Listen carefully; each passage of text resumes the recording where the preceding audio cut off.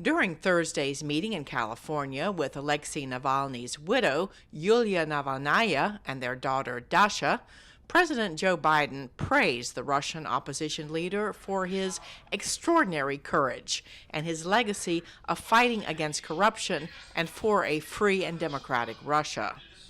And at the G20 foreign ministers meeting in Brazil, Secretary of State Antony Blinken had this to say on the eve of expected fresh U.S. sanctions against Russia for its invasion of Ukraine and Navalny's death. And I just say this about Mr. Navalny, someone truly heroic in his life, in his work, but the fact that Vladimir Putin saw it necessary to persecute, poison, and imprison one man speaks volumes, not about Russia's strength under Putin, but its weakness. On Wednesday, Russian media showed video of a 33-year-old dual U.S.-Russian citizen being arrested on treason charges.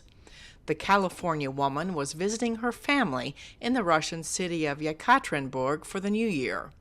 Russian media did not identify the woman, but reported she is charged with treason for supporting Ukraine.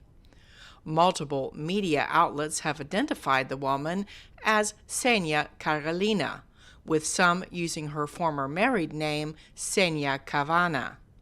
In an Instagram post, her Los Angeles employer, CL Spa, said she has been accused of treason for donating $51 to a Ukrainian charity in the United States. The post appealed for her release and read, "To know her is to love her." Her former mother-in-law, Eleonora Sabrowski, spoke to VOA. On January 2nd, she arrived in Yekaterinburg. She was arrested on January 27th for alleged hooliganism, which in itself is ridiculous. Because knowing Kasyusha, this is not the person who will do something bad. I have never heard a bad, swearing, rude word from her in my life. This is a person who brings light, joy, positivity. In Washington, State Department spokesperson Matthew Miller said the United States is seeking consular access to the newly detained American, but said it is often difficult because Russia considers dual citizens to be Russians. Miller issued this stark warning. The unfortunate truth, though, is that Russia continues to detain its own citizens and continues to detain American citizens, and it's why we have tried to make clear just as plainly as we possibly can, that no American citizen should consider traveling to Russia for any reason, period, because they are at risk of detention, imprisonment by the Russian regime.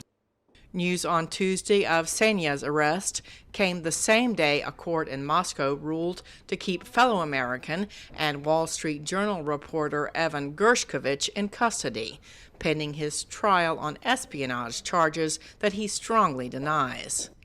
As tributes continue to pour in for Navalny, the opposition leader's grieving mother says she has finally been allowed to see his body, but Russian officials are insisting that they give him a secret funeral. Another jailed Russian opposition leader who returned to Russia voluntarily despite the risk, Vladimir Kara-Murza, spoke via video link from prison on Thursday, asking people in Russia and around the world not to give in to gloom and despair after Navalny's death, but to work even harder to make Russia a normal, free, democratic European country.